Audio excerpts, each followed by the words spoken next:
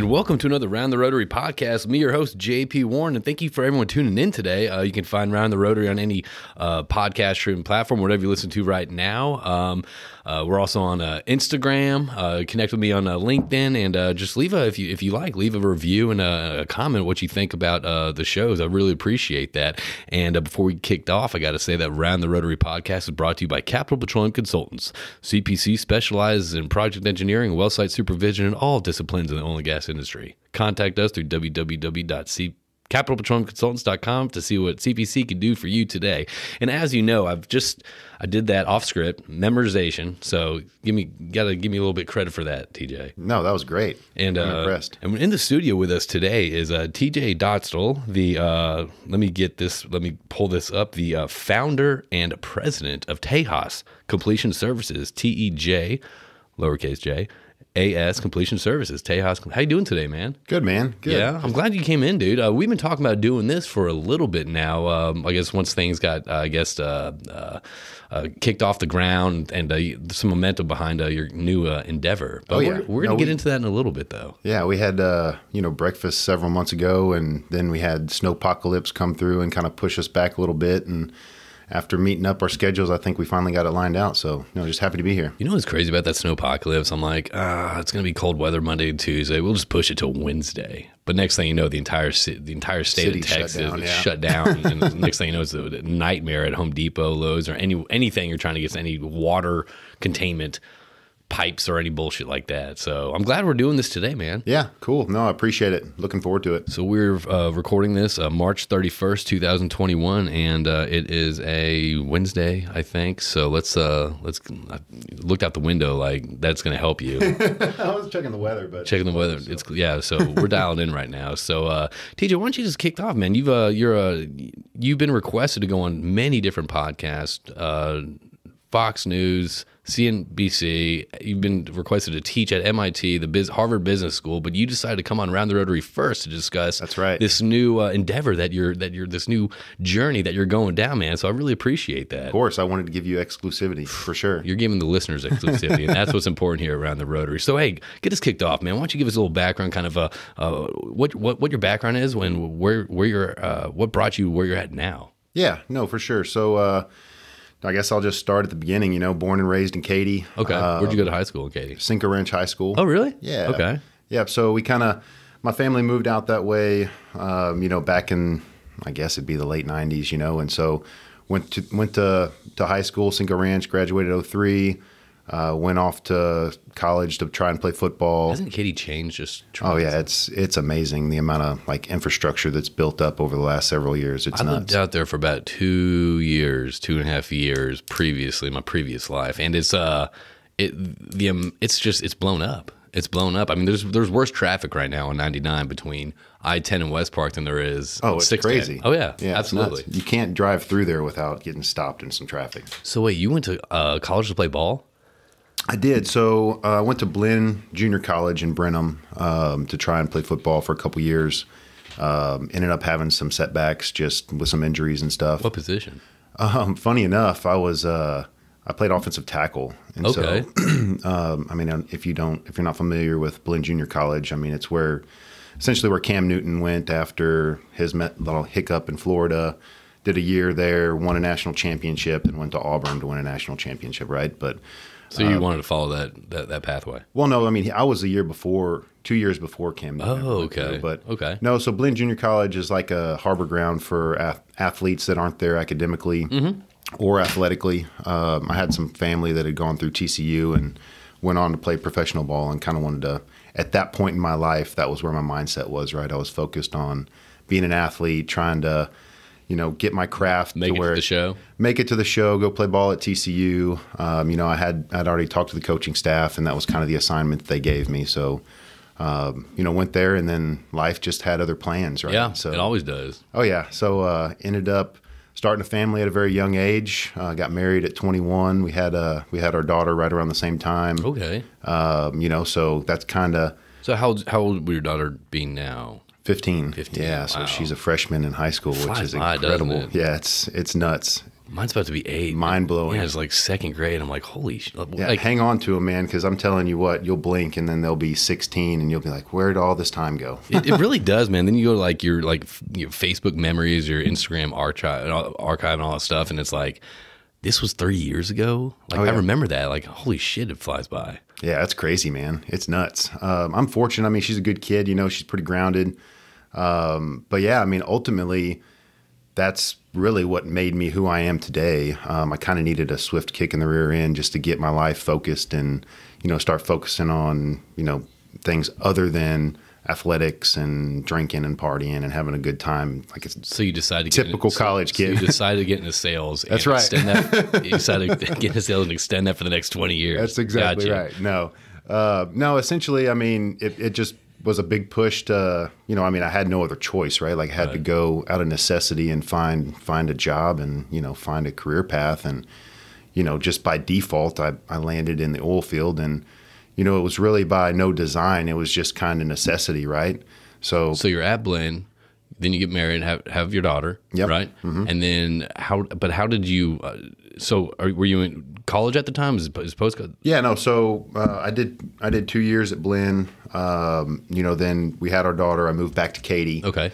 I found a job with Varco, which at the time it was right when National Oil Well was merging with Varco. And doing what? Yeah, I was a grunt, man. I was working in the rubber factory, like helping build BOT elements and, you know, loading presses with, you know, preformed rubber and monitoring the whole like rubber forming process. Did you know anything about the oil and gas industry? I had no clue what I was doing. But this is one of those things, you needed a job and you applied needed to a job. Anything. It was through a temp this staffing firm, you know, so this was the assignment that they gave me. You know, I did that for about 6 months and, you know, kind of had a light bulb, I guess, you know, kind of like an aha moment at that time. And I was like, look, this is not what I want to do for the rest of my life. Like everybody's got to put in work and make a living, right? But this just wasn't my path, right? So it gave me a swift realization that I need to get back in the classroom and go finish my degree and, you know, start a real career at some point. So what did you go back to school to pursue? Yeah, so I essentially just went back to get my undergrad with no clear like decision on exactly which route I wanted to go.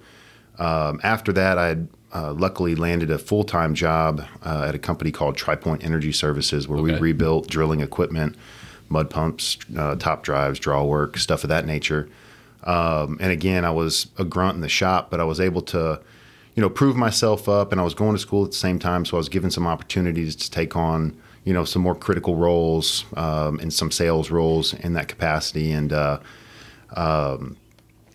so it gave me a real opportunity to just get grounded and start, I guess, that sales career path. So you started kind of working the rubber shop and then you just go back to school and then you still decided, so were you working when you were in school?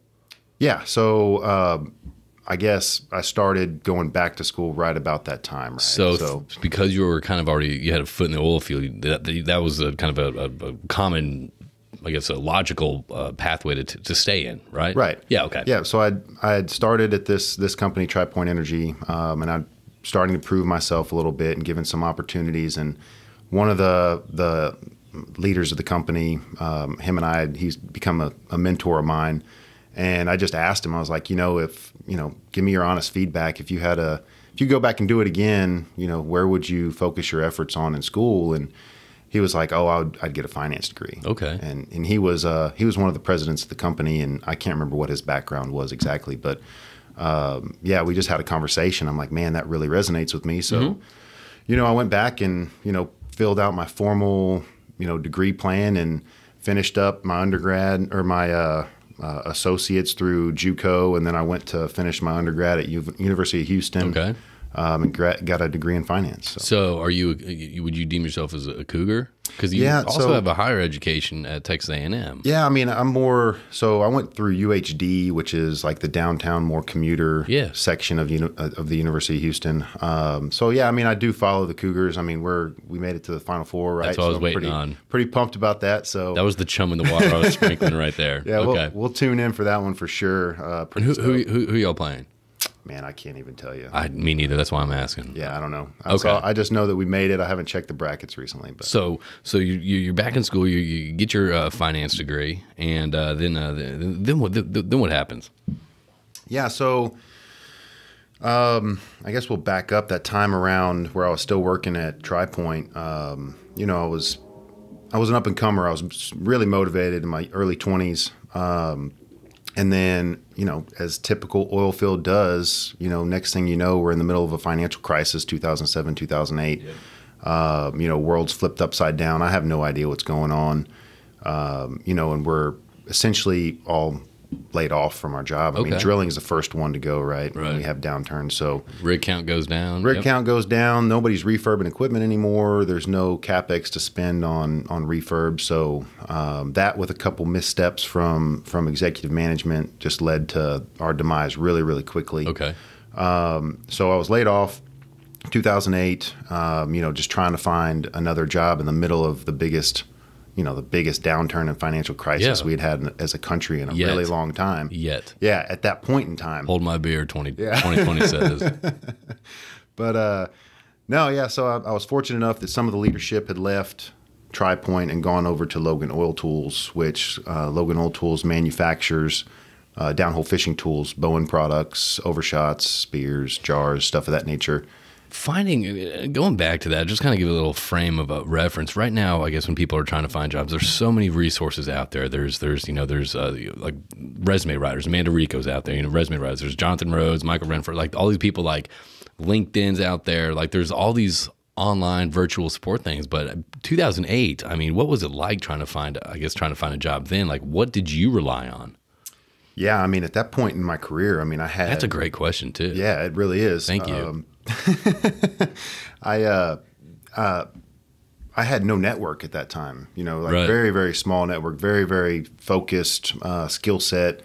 So, I mean, I was just back on the grind, right? Yeah. Going through, your career builders and your Monster.com. Yeah, Monster.com and just trying to find my way. But like I mentioned, I was very fortunate that some of the leadership had moved over and they gave me an opportunity just as an inside sales rep, and that just continued my career in sales. I mean, I was low man on the totem pole. It was more like a clerical role more than anything, but it still kept me interacting with customers and kind of honing that craft at the same time. But yeah, so I'll fast forward through a little bit of this, but I did my time at Logan Oil Tools. I was given an opportunity to go work for National Oil, working outside sales for their Bowen product line at the time.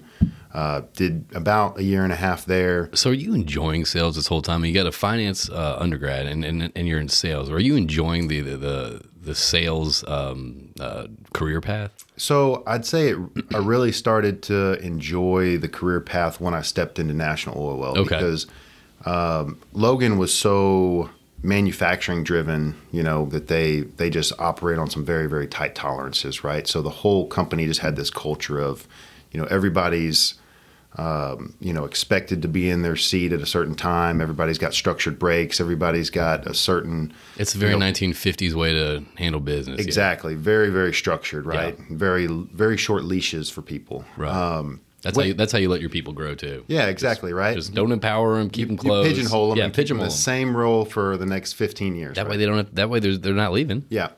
No, but I mean, and Logan was a great company. They've since been acquired by Rubicon, and now I think they're a part of Innovex, which is held by Intervale. Solid group of people. They gave me opportunities I wouldn't have had, without actually going through and working with those guys. But no, I got the NOV and I worked for a gentleman named Neil Fletcher, and he actually is the CEO of Rival Downhole right now. So he was a leader that, really kind of molded me into who I am today, gave me plenty leash to be successful or to, be unsuccessful. Yeah, was it enough rope to hang yourself? Yeah, that's right. Okay. And so I was able to go out and, win some big accounts that, they hadn't previously been able to close. And feel good. Yeah, it was great, man. I got some good successes under my belt and some big wins, and I ruffled the feathers enough to where Logan poached me back and wanted me to come back and start a new facility for him. So Logan essentially approached me again, and again, this is mid-20s to late 20s. They wanted me to come in and build out a facility, start a Houston district for them, help them get a new power swivel facility, manufacturing facility up off of Cutton Road in 249. Bring in, they had an exciter tool at the time, kind of like an agitator. I helped. I was kind of the forefront project manager of getting all that up and running, and then I filled the role of district manager at Houston. That's kind of exciting. I'm looking at your LinkedIn right now. That would seem to be such an interesting, I guess, learning curve, or a challenging, I guess, new role to fill. Because before you're doing sales, you're doing this, and now you're tasked with opening up a district. Right. Yeah. It was more of a project management role to start. It's kind of like a startup. Yeah. Right? Like there's a blank canvas, and you're speccing out facilities, and you're hiring people. And did you enjoy that, or did you want to get back into sales? No, I loved it. Really? I mean, it's again, it was very early on in my career, and it was an opportunity that I wouldn't have gotten if I hadn't had previously worked there, and that Logan know my capabilities. Okay. And a big piece of that is another mentor of mine that was at Logan at the time. There had been some personnel changes around, and he had taken the helm. And so that was a big part of me wanting to come back and be a part of that. I went and did about 2 or 3 years at Logan again on my second stint. And, we opened the facility and we started some new programs that, Logan hadn't been a part of. We started with another gentleman.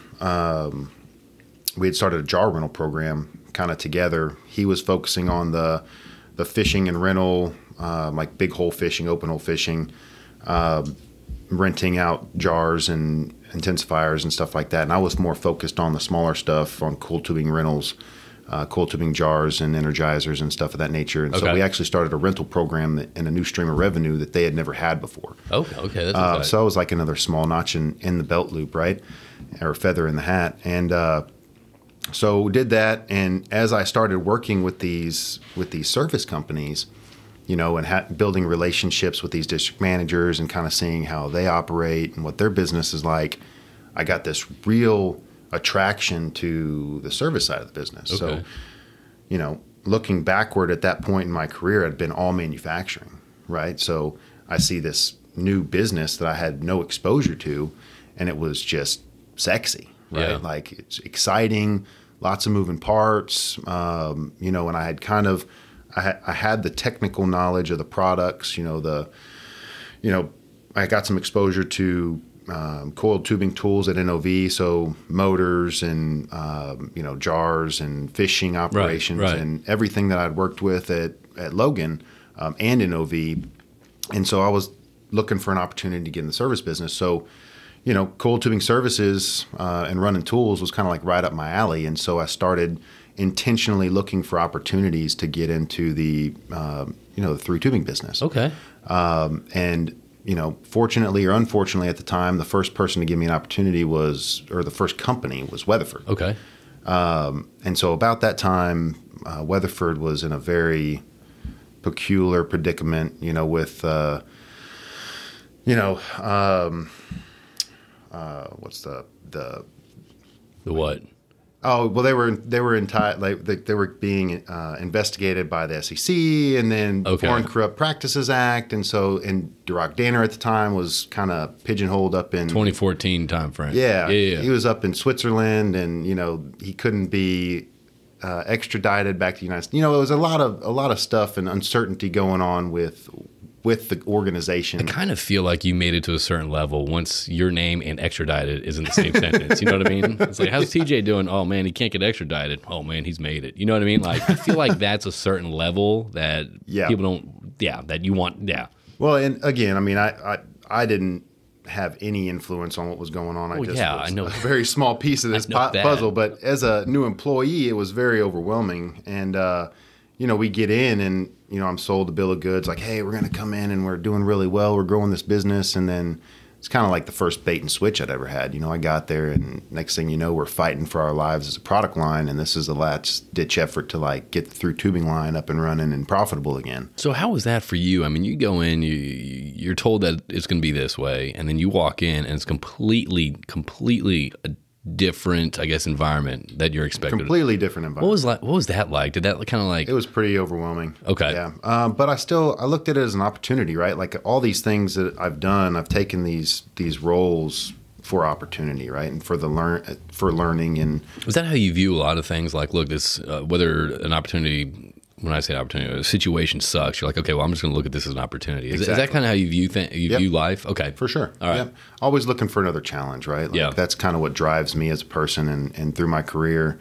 But yeah, so I mean, and they've got some great training platforms, right? So I got in and, I started building my network of engineers and calling on production and completion engineers and rounding out that network. So that's when you first started making these relationships with the engineers, right? Yep. That's first stages of, calling on operators. Okay. So, I do my breakfast runs, I do my lunches, I do my, afternoon runs. And, then in the meantime, I'm taking online courses for, specific product knowledge or, in class in a Weatherford facility. So, yeah, I mean, I just used it as a training ground just to kind of like, hey, use what you got. Yeah, here's rounding out the product knowledge, and starting to dabble in the sales realm that we all standard sales, the breakfast runs, the coffee, then you got the lunch, then you got the afternoon coffee. Very entry level, man. Very textbook. Standing around just hoping that this engineer will come over and shake my hand, right?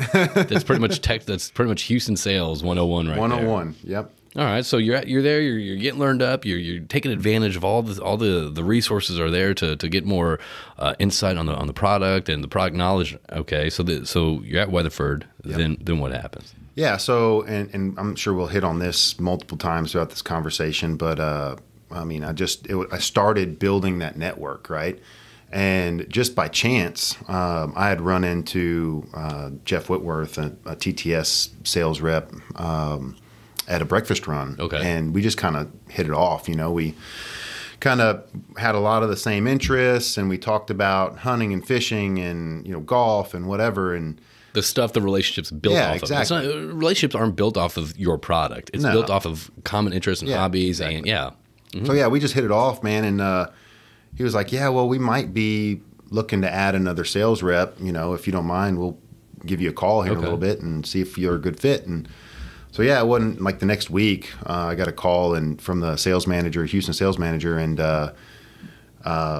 went in and interviewed with him and the VP of sales, Stan Loving, on a Friday, and all of them were in flip-flops and fishing trunks or fishing shirts. Which is a completely different environment than what you're used to. So I walk in, I'm like, and I'm in, similar to what I'm wearing now, blue sport coat and slacks. Yeah, the business casual or biz. Right. Heavy on the biz side. That's right. And so, I go in and I think I introduce myself, and Cody and Stan start talking A&M football and OU football, and I'm just like, man, this is where I want to work. Okay. It was a different environment. Yeah, it fitted more your style. Yeah, absolutely. And so we had a conversation about college sports, and we talked about my experience at Logan, NOV, and Weatherford prior to that, and how my technical knowledge and product knowledge applied to what they were doing. Like I'd never run tools, and I really wasn't to the level of my technical skill set wasn't at the level where it needed to be,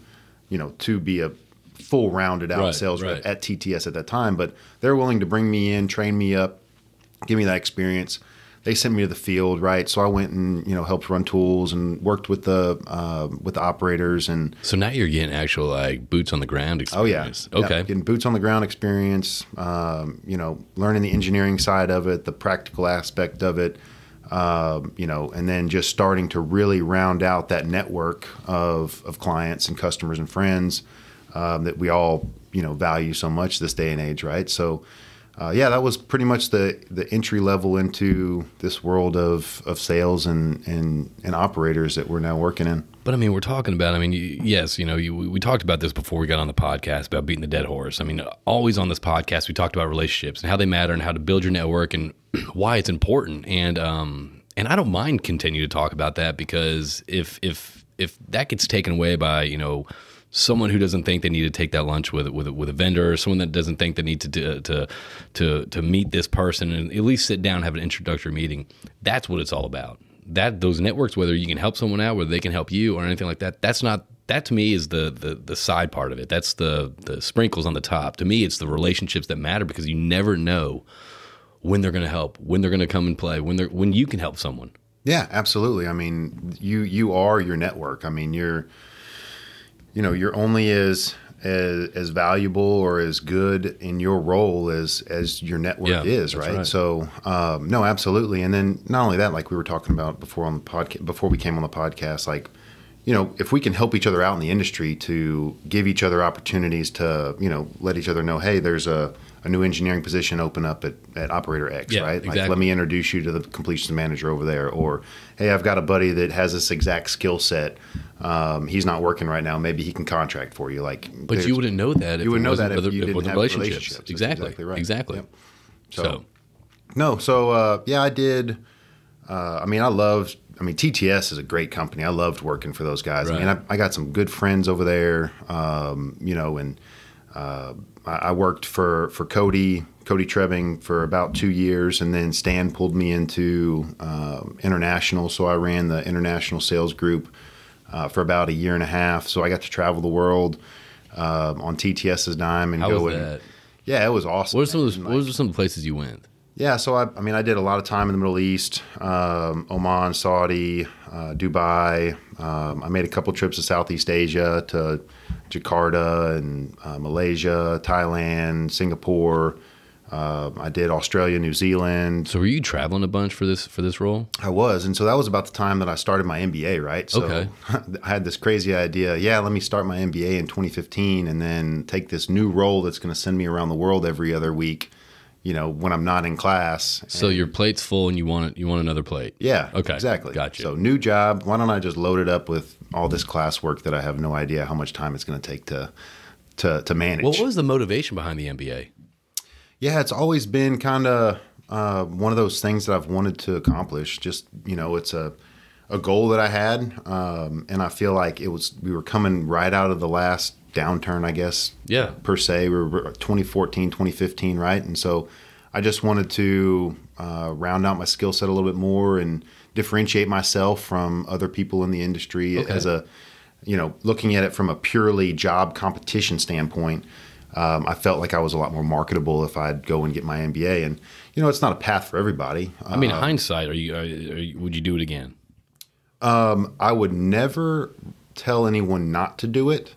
I would not do it again. Okay. I'm happy that I did it. Right. It's an experience that, it's an amazing experience, for lack of a better word.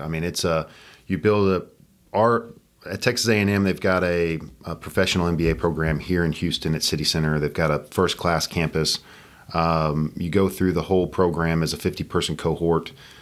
So you build, again, it's another opportunity to network. And you're actually networking with people outside the industry too. Yeah, the majority of it, it is Houston, right? So the majority is oil and gas, but you're building relationships with people that you would have never met, and you're spending a lot of time with them, and you're learning from each other's experiences. So it's a very, very challenging program. It's challenging from the work-life balance aspect, the curriculum, and just time management altogether. They load you up so much just to see a break. And it's kind of like, one of those things they do intentionally, right? Like they want you to learn how to manage your time, with work and being overloaded, and with work and family and focusing on what's important. And, you go through the program and you realize, you hit a stride, right? You realize where to focus your efforts the most, what to read every word of, and what to give a hard skim. You learn how to kind of balance all that, right? But it was a great experience, and again, I just feel like it gave me another set of tools for my toolbox that I could use to, round out my career and help me continue to progress. Okay. All right. Okay. So you're traveling the world. You're in school. You're raising your daughter. Yeah. All right. So you're with TTS for about 4 years. Right. 4 or 5 years now. Yep. Okay. So around, I don't remember exactly what year it was, probably 2017, 2018. 2018. We got rolled back a little bit from international. The international landscape's very, very competitive. because it never fails. Wherever you turn, there's always going to be a local competitor that can just get down and dirty to a price point that you can't. Through Tubing Tools, we had some differentiating technology that gave us opportunities, but that's only valued if you're working for your BPs or the majors, right? Yeah. Your Conocos, your BPs. So we had some success in certain markets. And so TTS had focused their efforts on specific market penetration in certain geographical areas. And so we rolled back the business development side of things for the most part. Okay. And so I got an opportunity to move out of international, and a job was coming available in Denver. And I just kind of opened my mouth and said, hey, I'd be interested in doing that. And they're like, well, pack your bags. You need to get up there ASAP. So, okay. It's oil field, right? Everything's needed yesterday. So packed up, took my family to Denver. We did some house shopping, bought a house and relocated. So we were up there for about 2 years.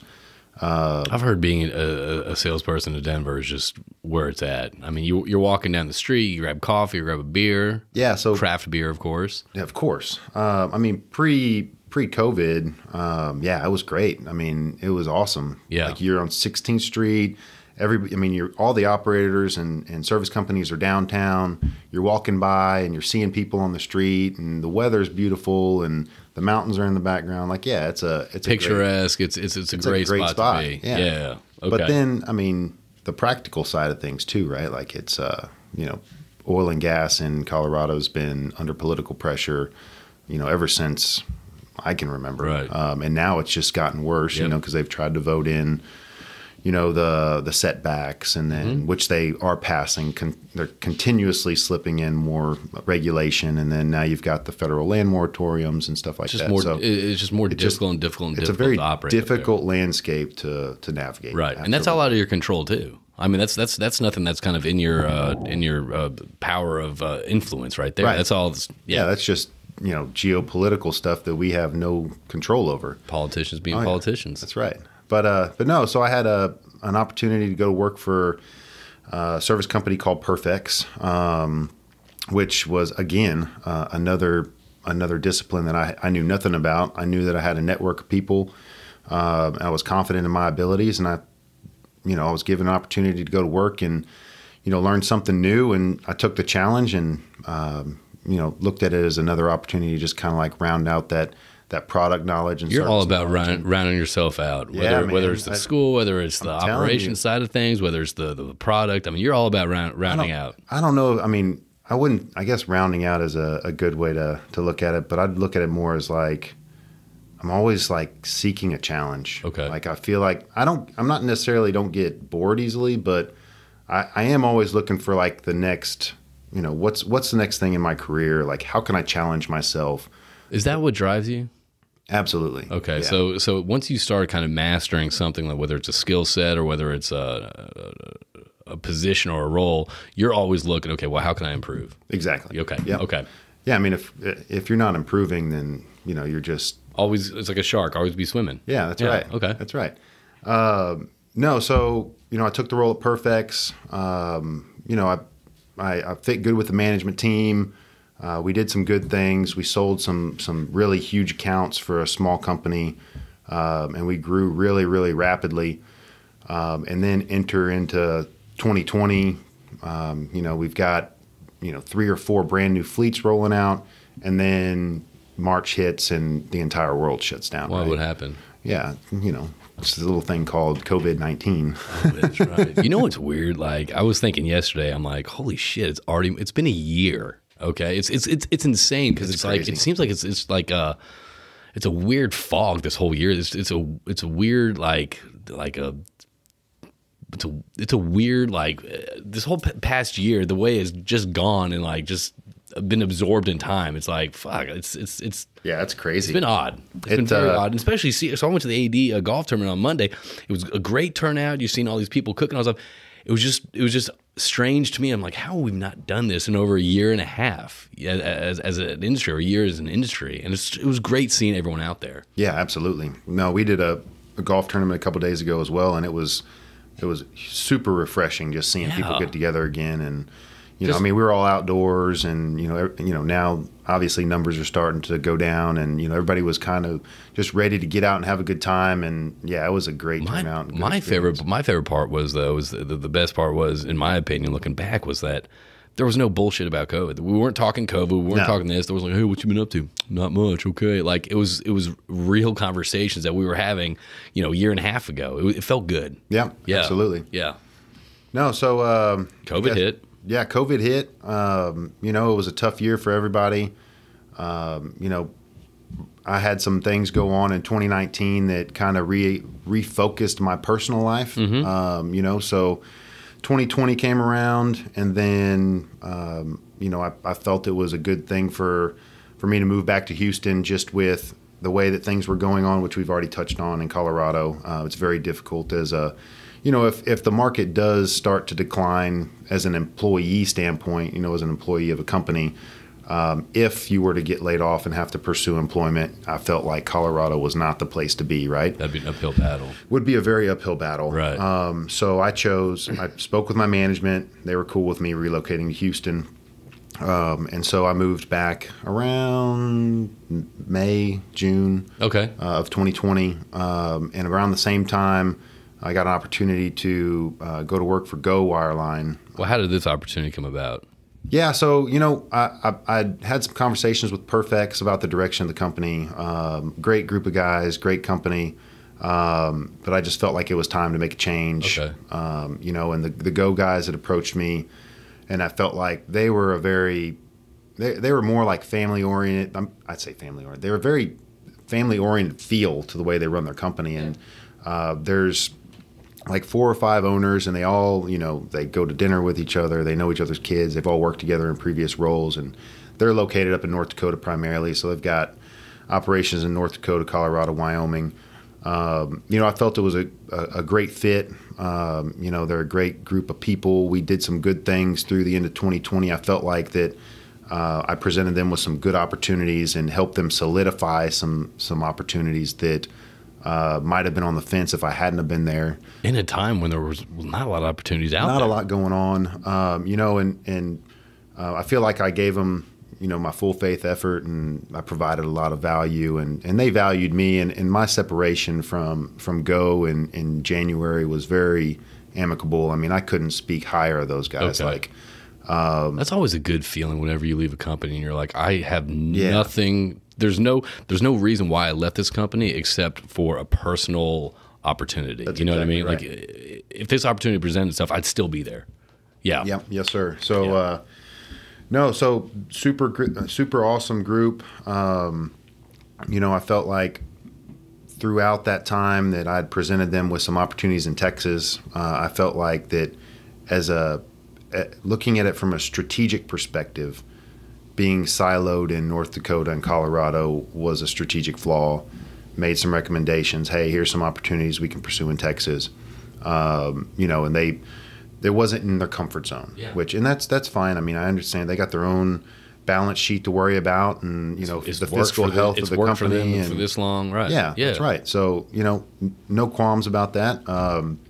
And so December came around, and I kind of started thinking about these opportunities to myself and saying, hey, equipment's at a point to where you can, if someone had some money, they could go and get equipment pretty cheap, and personnel's still at a level where if a guy had some money, he could go and get some good guys at a relatively discounted cost, and if a guy had the network to go and start something with a group of solid customers and some committed work, then he might be able to make something work, right? So this is where the itch started to happen. This is where the itch started to happen. Okay. And now the itch has always been there, right? Like really? That's just like my MBA. So, I mean, going way back, my mom was a hairstylist, and she owned her own business, right? So she owned the salon, had some stylists working for her. You need to put me in contact with her. I need a haircut. Yeah, you do. No, your hair always looks killer, man. My man. That's why we had you on the show. That's All right. Thanks for tuning in, everyone. Adios. Checking out. No, so yeah, she was a hairstylist, you know, super blue collar, hard worker, but I admired the work-life balance and the flexibility and, you know, the ability to run your own life. Oh, she had her own salon. Yeah. Okay. So she ran it all. It was hers. And so that instilled, I guess, an entrepreneurial spirit in me, like at a very young age, right? So it's always been there. So just like the MBA thing, like I didn't know when I was going to get my MBA, you know, but it was always a box I wanted to check, right? Okay. So, you know, I got to a point to where, yes, the wheels start to turn, and you know they're getting greased and they're starting to gain momentum, and you know the itch is getting to the point to where, you know, I'm young enough. You know, I think it's time to take that leap and to make a real, you know, go at it, for lack of a better term. And you know, so I had the business acumen that I had acquired through my career, right, as well as through my education, to provide a solid foundation. You know, so I built a business plan, which, I mean, I'm always like, I can go down an Excel rabbit hole so fast it'll make your head spin. Like, you get an idea, open up a blank document. Next thing you know, I've spent 3 hours of my time building a business plan for who knows what. Oh, that's right? sexy too, right? Yeah. Yeah, that sounds so great, being Like, stuck in front of Excel for that long. Yeah. So, you know, so I mean, I enjoy doing that kind of stuff. You know, so I built a plan, and I had another buddy of mine and partner that we had actually kind of tried to make a run at this a couple years back. You know, but it just wasn't the right timing. We were trying to go about it a completely different way. We were structuring the balance sheet a completely different way. You know, so it wasn't the right timing. So, I mean, we kind of put it on the back burner, and, you know, we continue doing what we were doing and approach it at a different time. But moving back to, you know, December, January of this year, you know, this idea is starting to gain steam. And so I'm reaching out to suppliers and, you know, starting to just pick people's brain about opportunities and when you're doing this, I mean, when you're doing this, I mean, how are you engaging these conversations? Is this kind of like off the cuff, off the book, like a sidebar, like, hey, like, I'm just trying to think about this, like this kind of a dream. And I guess after all these conversations, that dream kind of starts getting more clout and kind of start turning into reality. Yeah. Well, I mean, it goes back to again, here we go with the network thing. I mean, it goes back to your network. I've got people that, you know, I can talk to, customers, friends, relationships that I can leverage and say, hey, you know, what do you have coming down the pipeline? Give me your honest opinion about this. If a guy was to start something here, you know, what kind of opportunities do you have or do you see? And the same on the supplier side, like, you know, hey, what's equipment doing right now? Where can we get equipment? Where can we get, you know, personnel? Where can we find our partners? Where can we build alliances? Like that, those sort of conversations happen, you know, at coffee shops or lunches, or it doesn't have to be a formal RFQ where I'm going out and saying, hey man, I'm starting this business. But without these relationships, these close relationships, it sounds to me like we had a dinner here on Thursday to celebrate the launch of this last Thursday, and it was one of those things, like what I saw, those weren't customers in the room. Those are frustomers. Those are friends that were customers. You know what I mean? So so the network there is, you can have these real conversations with people and get their feedback where it's not because you're friends, because the relationship's there. Exactly. Yeah. And so, you know, I had built the business plan. You know, I'd run the numbers, laid out a roadmap, you know, to kind of our go to market, and I'd approached a gentleman that I knew, you know, to kind of come on board and help me out with this thing. He's my business partner right now.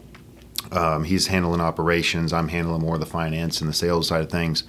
So I had all these pieces in place, and it was just time to pull the trigger. And I felt like, you know, I'd talked about it long enough with I guess my closest friends and customers that, you know, it's kind of time for me to put my money where my mouth is, kind of thing, right? And so what was the moment when you're like, and what were you feeling, I guess, when you're like, okay, I'm doing this? I mean, was it excitement? Was it apprehension? Was it what was it? All of it, man. I mean, this has been a sine wave of emotion, right? Like from the extremist highs of the highs to the next day lows of the lows, and then you're back high again. And it's all about managing those emotions. But No, I'd approached some customers of mine and asked them if I could get in a commitment for work. So we had the work commitments lined up.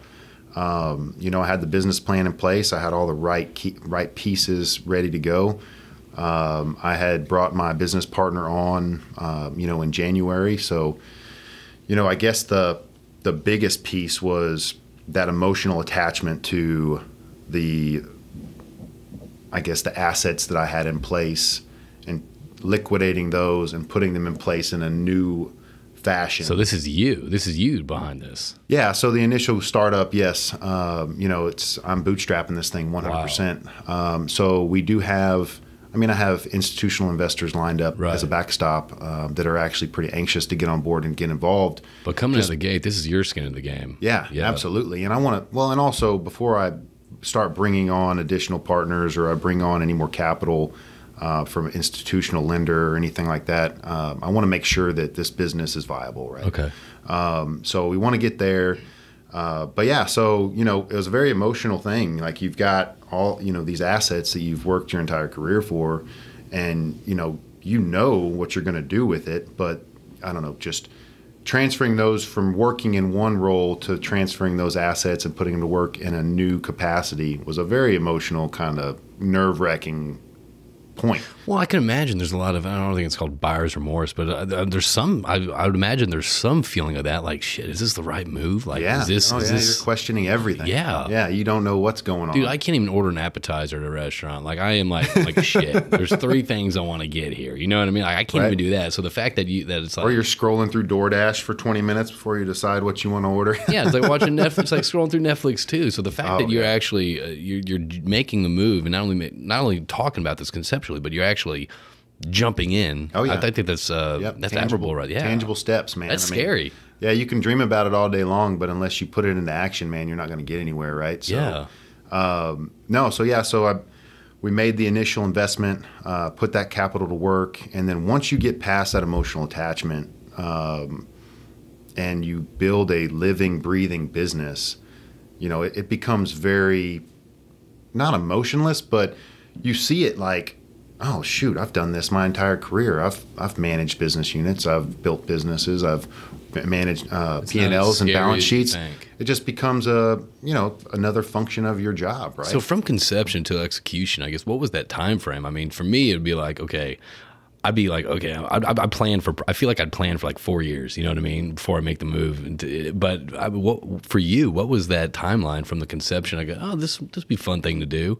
Yeah. This would be a challenging thing to do. No, I mean, the idea, like I said, had been there for a couple years just because we had made a previous business plan. So I just took that and modified it to 2020 to 2021 timeframe. So the idea was there, put the wheels in motion right around January, February. Okay. And then we had work commitments lined up for, February moving forward. But then, I don't know if you know, but we got this new president in office and new administration that kind of threw some curveballs to us here in the very beginning of 2021. So we kind of had to pivot a little bit. President Harris. Yeah, that one. Yeah. No, we had to pivot a little bit. The federal land moratoriums forced some of our work commitments to change up their schedules a little bit. So when you're trying to build a business based off of continuous work, and then this stuff starts getting shuffled around. Out of your control. That's right. So you just have to pivot, and then you go to work, man. You try to fill the gaps. You lean on those customers and frustomers, as you like to call them, and see what kind of opportunities you can pick up to fill schedules. And we've been very, very fortunate that we hit the ground running right out of the gate. I mean, we got some work right around Snowpocalypse. Okay. That started. It was supposed to start right in the middle of it, but obviously with the ice storms, everything got pushed, a couple weeks. But we picked up our first, I guess, full-time pump down gig right around February, early March. Then we've had several opportunities. We've done a couple acid stimulation jobs. We've done several tow preps. We did, a CLO 2 flush with HCl on a customer's well here yesterday. And then we've got a significant amount of work planned out for April, May, and then heading on into the end of the year. So we've been very, very fortunate. But yeah, I mean, actually, going from paper to building a living, breathing business that you have, financials, and you have employees and, customers and MSAs, and you're working with safety and ISN and insurance, and all that fun stuff. All the fun. I mean, it is fun. I mean, I wouldn't be doing this if I wasn't having a good time. To me, it'd be fun if I actually would dive down in and knew every, how to manage and how to control. What is this? What is that? To me, that would be fun. But kind of looking back, it's like, if you're not into that, it's like, man, that sounds kind of like a big thing to bite off. Oh, yeah. Well, I mean, and don't get me wrong, like, it was overwhelming getting started because there's lots of things you have to do. I mean, going back to before we even take our first job, you've got to pay for your insurance. Yeah. Like, that's a big chunk to it's not cheap to bite off, right? Oh, yeah. So, you've got to go pay for your insurance. And everyone loves buying insurance. Just to get MSAs. Yeah. You know what I'm saying? So before I can even go and, turn these handshakes into, real MSAs, you've got to put a significant amount of faith in what your network is telling you.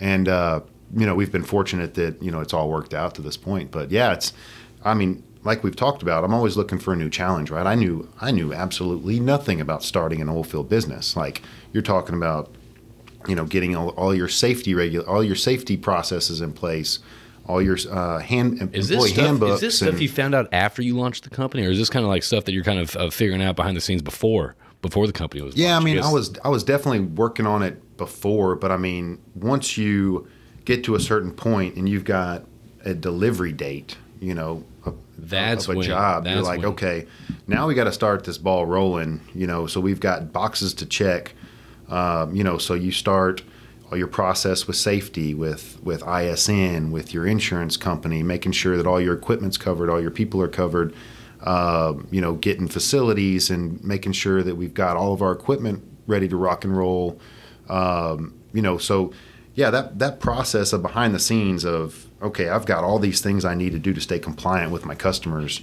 Like, I didn't know what I was doing. Right. I just made sure that we got it done appropriately, right? So, but again, like we talked about, I'm not going to ever turn down a challenge. I mean, if I could give anybody any advice, don't ever turn down a role or an opportunity because you don't know all the answers, right?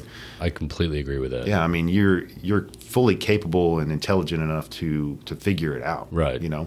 So yeah, take the opportunity, and this is one that was given to me, and I just took it by the horns and rolled with it. So for those out there kind of listening, and actually me too, I guess, what has been, I guess, some of the key, I guess, it sounds like, first off, coming out of the gate, you guys are what, 2-3 months old now? Yeah, all right, very, very young. It sounds to me like there's work already in the books being lined up and all that stuff. What would you attribute to, I guess, I'm going to use the word success. What would you attribute to the success? Was it your MBA? Was it your entrepreneurial spirit? Was it actually just kind of trying to learn what it would mean to run a business? Was it your networks? I mean, obviously it's a hodgepodge of everything. It's a hodgepodge of everything. But if I could summarize anything, I'd just say just grit. Just having thick skin. Knowing what you want to do, and just rolling with the punches and not letting anyone else's ideas for your success and or non-success to influence your decisions, right? Like you've got family and friends that want you to be safe and successful and secure, so when you've got, one set of confidants in the industry that understands this, and then you've got other, family and friends that they're like, are you sure you really want to do this? Like, that's, what the industry, we just got a new president, right? Yeah. Like, we don't know what the oil and gas is. Oil's $40 a barrel. Like, what are you doing? I'm like, no, this is what's going to happen. Like, here's an opportunity, right? We're coming out of the worst global pandemic we've ever seen. Equipment's low. Prices are low. Equipment's cheap. Personnel is available. Stuff starting to turn around. We're still fighting some of these 2020 business models where pricing's pretty suppressed, some bundled packages and stuff like that, and we're navigating those waters. But we're already getting feedback where pricing's going up slowly but surely. Scarcity is already a conversation, so hoping that we get some opportunities based on new frac fleets being built, scarcity of pump down equipment, stuff of that nature. So yeah, you're rolling the dice. Business is a gamble. But then at the end of the day, I had Ken Miller on the other day, and he brought up a good point. He was like, "What is job security?" Yeah, especially absolutely. After last year. Is there there's no secure jobs out there. I mean, at the end of the day, there's not. Yeah, no, So for sure. there's no real job security, as friends and family like, oh, don't do that. I'm not sure about this. Like, Oh yeah, no, but I mean, going back to your question, I mean, absolutely, the education piece, gave me the confidence to say, okay, I've got the tools to be able to execute, right. and the knowledge to execute, and then, like we were talking about earlier, I've got this. I mean, I couldn't have started Tejas without the brand of TJ, right? Like, I mean, I've got a brand that I've built for my entire career. Well, talk to me about that a little bit, because, you said previously, and I completely agree with you, that, in this industry, your network is kind of your worth. I mean, if maybe not for everyone, but for a large majority of people, right. It's your worth, but it's also a huge part is your name too. Absolutely. I mean, you cannot damage your name in this industry at all, because it's a small oil and gas industry. Word gets around. So talk to me about your brand a little bit. Yeah. So, I mean, it's, I come from a very humble beginning. I was brought up with very old school Christian values, so, I've always tried to lead my career, and I guess be someone that people could look up to and, be happy to work with. Yes. Right. Okay. With lack of a better word. So, I've got a group of customers that I've worked with for my entire career, and we've got large networks of customers, but a very, very niche group of guys that, that know me intimately and that would be willing to give me an opportunity to go work on their wells. Right, and because what you say you're going to deliver. Yeah, that's right. And so, there's those relationships are far and few between, right? And so you want to nurture them and make sure that, you live up to what you say you're going to do, and always respect those people, and, don't ever go back on any commitments that you've ever given, right? So, no, yeah, I think that's very important. It's just staying with your network and leaning on the people that you feel like they're in your corner, essentially, right? Well, we had that dinner here Thursday, and I'm not going to say who was here, just because I don't feel like it. But the point is, we had about 8 to 10 people here, and I could tell that yes, these were operators, but at the same time, I mean, what I saw was that these were your friends. You know what I mean? And they were in your corner, they were rooting for you, and they were rooting for your success. And I saw that, and I'm like, that is what it's all about right there. Having that strong network of customers who want you to succeed, and from that experience in there, I could tell that you definitely have those connections and a good network like that. Yeah, no, absolutely, man.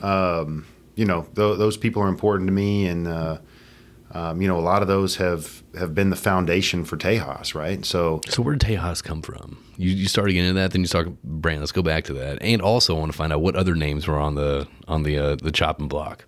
Yeah, man. So I can't remember all the names that I ran through, but it got to the point to where, well, okay, I'll start with Tejas. So Tejas is essentially, everybody's got this nostalgia and pride of being from Texas, right? So I kind of wanted to play off of that.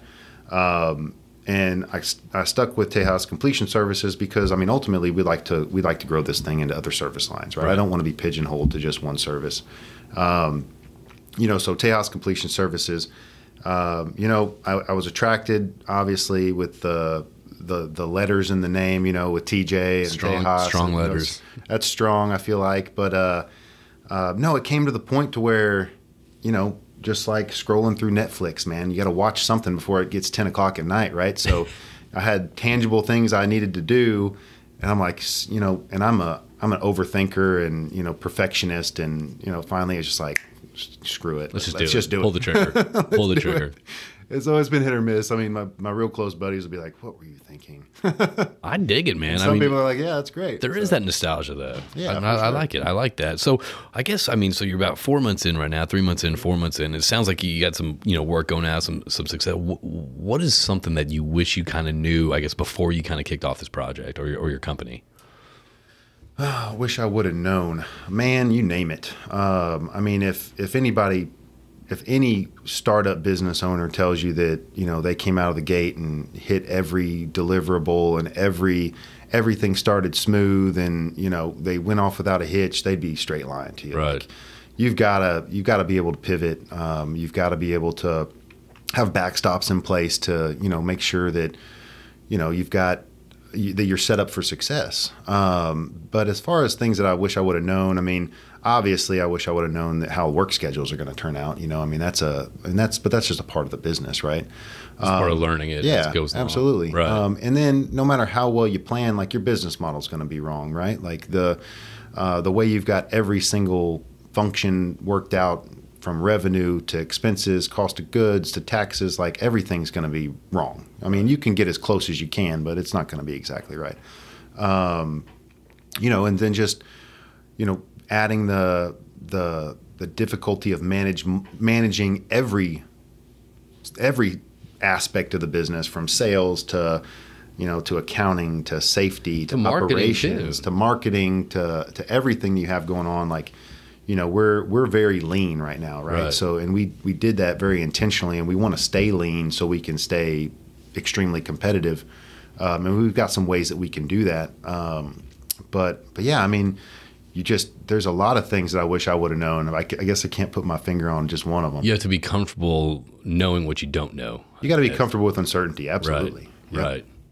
So, so how are you, I guess, getting the word out about this, besides doing the podcast? I mean, how are you, I guess, marketing, I guess, or getting the name out, Tejas Completion Services, out there to the public? Well, again, it's about, as a small business owner, you need every alliance that you can build from the customer side of things, even to, your employees, all the way down to your suppliers. Like if you don't have good relationships or strategic alliances with your suppliers at this point in the game, like, you're not going to be successful, right?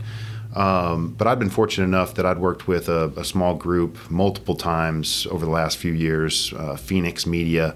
They're a small outfit out of Denver, Colorado. Well, they're a little north of Denver, but okay. Yeah, they're practically Denver.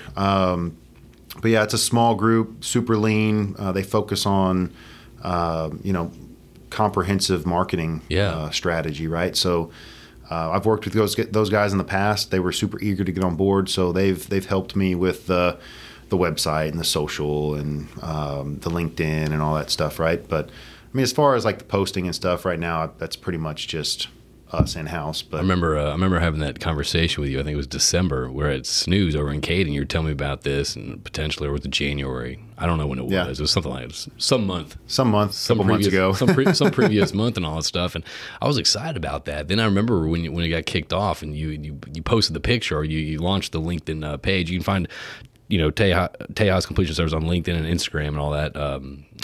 But I remember follow. Yeah, go follow, like and follow, and reach out to TJ and connect, and just have a coffee or a beer or something like absolutely. that. But I remember when I saw the picture of the truck, I was like, oh shit, it's happening. It's about happening. to get real. What was that feeling for you? I guess once you're actually like once you purchased that, how many did you? Whatever. Yeah, we got 3 Peterbilt bobtails. What was that feeling for you? Was it accomplishment? Was it oh shit? Was it excitement? I mean, what was that for you? Because to me, that was like, this is happening. Yeah, it was super exciting. I mean, every step of the way, like seeing this thing materialize was just something out of a dream, right? Like I've always dreamed about it. I've always talked about it. I've always thought like, hey man, this would be the greatest thing ever. Owning your own business and having it on paper is one thing, but when you actually start to see it come alive, right? Like you're buying equipment, you're hiring people, you're managing people and delegating responsibilities, and you've got multiple things going on, and you're getting a facility and rigging up and testing. And I mean, I'll tell you what, like the best feeling was when we went and picked up our pumps and pressure tested and function tested everything and made sure that we were ready to rock and roll. Man, that was like, this is on. This is on. Yeah, so it's been a good feeling. And then obviously, like first rig up was amazing. So you're like, man, this is actually going to happen. I might actually make some revenue this month. It's gotta feel so surreal though to have this idea, have this dream, and build this organization. Pretty much, this living organism. Actually, this company. And then just seeing it come to fruition. It's got to be such a surreal feeling, I'd imagine. It is. It's surreal. It's exciting. It's scary. All at the same time. But you can only do you can only control what you can control, right? Right. So we're going to go out. Which isn't much. Yeah, it's not much in the oil field. Life's always changing, not just personal too. Yeah, no. So I mean, you can go out and make the right moves. Be strategic with your suppliers. Get creative with your bidding process. Lean on your network. Go do your sales calls. Like, you can control how hard you're going to work.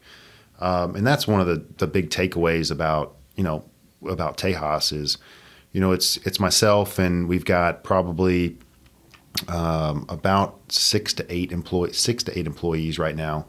But all these guys are committed to the startup process, right? So we are going to do what it takes to get the job done. Right. These guys have been phenomenal. Like, the guys that we hired to help build this company are top notch. The intimate knowledge of the equipment, the ability to overcome adversity, work through issues. Like, it's been pretty surreal. So we've got a really solid team. I'm confident that we're going to be successful, but everybody is very, very committed to the process, and that's super important. How about the feedback you're getting once the job's complete by the customers? I mean, how does that feel once you actually get the feedback? Yeah, no, it's great, man. We went out and our first few jobs have gone great. It's mechanical equipment, right? You're gonna have to troubleshoot some things every once in a while, but we've been very successful. We've gotten several jobs in the ground, and we've got some good things coming down the pipeline. So we're just going to keep doing what we can do, and like we said, control what you can control, and go to work every day, and just bust our ass to go out and get it done. So now you got this title, founder and president of Tejas Completion Services. Have you changed personally? Are you like reading more like business books and Wall Street Journal? I mean, what's kind of shifted in your personal life? Yeah. We talked about this a little bit before the podcast too. The majority of my customers and the guys that were over here the other night and girls know me as the fun loving TJ that likes to have a good time and entertain and cook steaks and drink beer and play cornhole, and which that part of me will always be here. But you got to have fun what you're doing. That's right. Yeah. Just put it all on the back burner, let loose, and have a good time. And that's what building these relationships is all about, essentially. But a very, very small group of people know me as the guy that can go and get his MBA and manage an extreme amount of workload and buckle down and get stuff done when you need to get it done. And I feel like that part of my personality or my work habits have taken over pretty extreme at this point. So, I've worked pretty much every day since, I resigned from Go Wireline, right? Like, even before then. Yeah, I was going to say, there's no weekends or holidays. There's no weekends. They all roll together. I mean, I'll take my Sundays, go to church and spend some time with the kiddo and make sure that I've got my priorities in the right place. But yeah, it's, the workload's always there. There's always something to do. And, just trying to manage the extreme amount of responsibility and workload that comes with owning your own business. Yeah. And having a teenage daughter, which I might have to ping your ear on how you do that, because it's right around the corner for me. Yeah. It's pretty unreal, man. We could have a whole nother podcast based on 15-year-old girls. I'm telling you. I think raising 15-year-old girls. Yeah, that's right. That? Yeah. So real quick, again, for those listening, give me the elevator spiel about Tejas Completion Services and what y'all offer and all that real quick. Yeah, so Tejas Completion Services is a privately funded completion services company focused exclusively on pressure pumping services based out of Midland, Texas. We have right around three pumps right now. We're searching for some more horsepower. We're actually bringing on some new equipment as we speak. We're hiring new guys, putting the pieces in place to continue to grow this business. We've got the ability to scale extremely quickly. So we've got work commitments in place, and we're just set up to go and perform, good, repeatable work and get new customers and hopefully continue to grow this thing into 2021. Man, you got anything else out there? Right. First off, right now I'm looking at y'all's website, and it looks really pretty cool, actually. So again, I mean, they're on LinkedIn, Instagram, and also check out their website, TejasCompletionServices.com. This is a pretty cool website. Yeah, that's not bad, man. I dig that Phoenix whole guys did a really good job. Yeah, they did. That's really cool. For a basic entry level website, that's pretty good. It doesn't look basic. Yeah, well, I think it looks great. So, what would you, I guess, like to communicate out there to listeners that are tuning in right now? And it could be broad, like stay positive, or it could be people to entrepreneurs, a little tidbit for them. I mean, what do you think? Yeah, I mean, ultimately, this is just an investment in myself, right? So, if you don't be scared to invest in yourself. If you feel like going and starting your own thing is what you need to do or what you want to do, then I'd highly recommend it. We're all at the point to where we're young enough that we can go out and, pivot and do what we got to do. And I think that, if you're dedicated to the process and you want to go out and start your own business, then succeed or fail, I'd recommend it 100 times out of 100. So. Right. And the networks we have here in our community in the oil and gas industry too, it's like no one's going to be rooting for you to fail. I don't care if you're a competitor or not. Like people want people to succeed. Yeah, absolutely. But if you're a competitor, don't take too much of the work. No, I mean, it's all about, like we said, strategic alliances. Like I'm pulling in another service company. We've got some ClO2 HCl flushes that we're going to run nitrogen and foamer on. And, so I'm bringing in another service company to help out with the nitrogen aspect of that. And then, that same service company reached out to me to see if I could provide horsepower for some tow preps. And, and then we've got the service company that we work with for our horsepower. We've got a good relationship with those guys. And so we've had some competitors reach out to borrow and rent some horsepower. And so we've facilitated that. So, I mean, it's all about building strategic alliances and relationships with those guys. So, yeah, I mean, we all compete.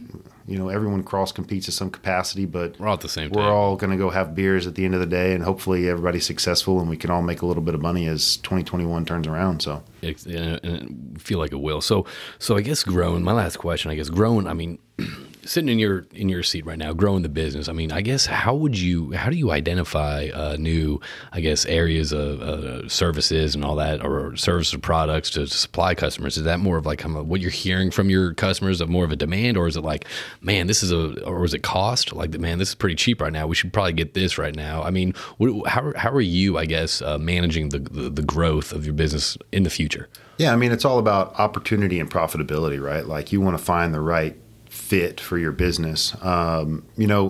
Where we sit right now, my goal for Tejas is to continue to build a viable business and business model, right? Something that's going to stick around for the years to come.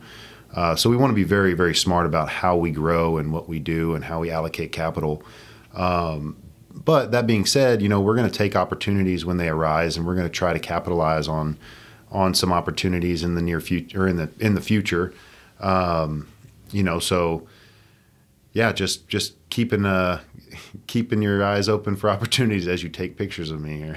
I'm doing it for hey, you were talking about marketing. I'm doing it for the Insta story. Okay. Yeah. On LinkedIn. Yeah. No. Yeah. Just keep your eyes open for opportunities. And I'm in a very unique position too, right? Like I'm not working for another service company. So like the world is my oyster. It's a blank canvas. So if we want to go and align with somebody else or do a JV or go buy some equipment for wireline or flowback or completion tools or whatever that may be, like there's nothing stopping us from doing that. You don't have to get approval. So, yeah, you just have to think about it. Just get approval for myself. Exactly. Bet on yourself. That's right. Bet on yourself, man, every day. Well, TJ, thank you so much for coming. Is there anything else you'd like to bring up with us? No, man, I think that's good. Just, I appreciate you having me on and allowing me to tell the story. And, I hope that anybody that was on the fence about, maybe investing in themselves or starting a small side business or something, then, I hope I was encouraging enough to, get them motivated to go and take the leap. So we've had a lot of people come on that do start doing little side hustles and all that stuff, which I think is great. I mean, you're meeting new people that's outside the industry. Like I dig it. I mean, thank you for coming on. I think the first time we met, I kind of had to call you the next day, like, hey man, I'm sorry about that, because I was the fun gun. We're doing the baseball walk-on songs, trying to pick like, all right, what song would you walk out to? Right. Next thing you know, I'm on the table doing air guitar. So well, you called and apologized, and I was like, man, I didn't even think twice about it. So I guess that shows you that when I first meet you, and I'm getting on the table busting out an air guitar. I mean, that's when you know you got to talk. So anyway, everyone, this is TJ Dostal with the Tejas Completion Services. You can check out their website, TejasCompletionServices.com. Connect with him on LinkedIn. It's TJ Dostal. Connect with him on LinkedIn. Just tag up with them, have a cup of coffee, or just introduce yourself. And you also find them on Instagram as well. Am I missing any other platforms? Nope. Facebook, Instagram, LinkedIn, website. Got all it the covered, fun man. stuff. Okay. Well, I wish you and the team continued success, and I'm excited for you. It's kind of cool talking to you about 3 months later, 4 months later, after the fact, we had the first conversation. Actually, see this in fruition. I got pictures right now. I'm looking at all your stuff. Really cool stuff. But TJ, thanks a lot, man. Yeah. No, thank you. Appreciate your time, man. All right, buddy. Till next time. Adios.